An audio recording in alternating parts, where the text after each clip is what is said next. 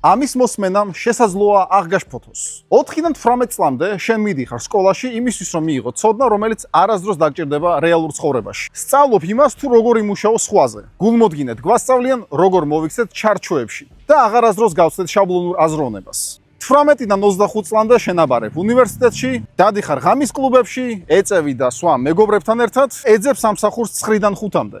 25-დან 30 წლამდე მოდის დრო, როცა უნდა იპოვო პარტნიორი, დაუჯახდე, იმუშაო მთელი კვირა არასაყვარელ სამსახურში და ოჯახი ნახო მხოლოდ ვიკენდზე. 30-დან 40 წლამდე გიწევს გადასახადების გადახდა, იპოთეკა, განვადება, სესხი და ოჯახის მხარდაჭერა. ამავდროულად გაქვს წელიწადში მხოლოდ 1 შვებულების უფლება.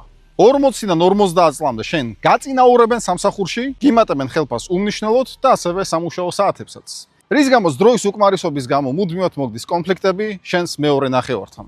60 წლიდან კი ყველაზე კარგ შემთხვევაში შენ გადიხარ პენსიაზე და თვეში გერიცხება 300 ლარი. ახლა კითხვა მაქვს შენთან, ნუ თუ ამაზე ოცნებობდი მთელი ცხოვრება. ანუ ცხოვრების 40 წელს ცვლი რაში? აბა უკან გაიხედე. დახარჯავდი თუ არა დროს, ისევ იგივენაირად. თუ უფრო ბრძნულად განკარგავდი მას.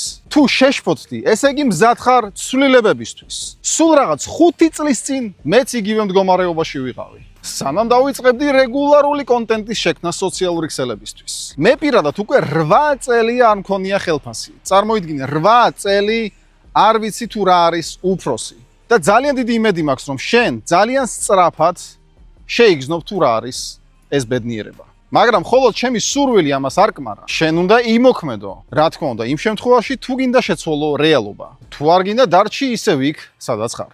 მინდა უბრალოდ ცხოვრების ბოლოს ეს სიტყვები არ გაგახსენდეს და სინანულის შეგრძნებამ არ შეგჭამოს. გეყოფან ვიდეოს ყურება, ადექი და იმოქმედე.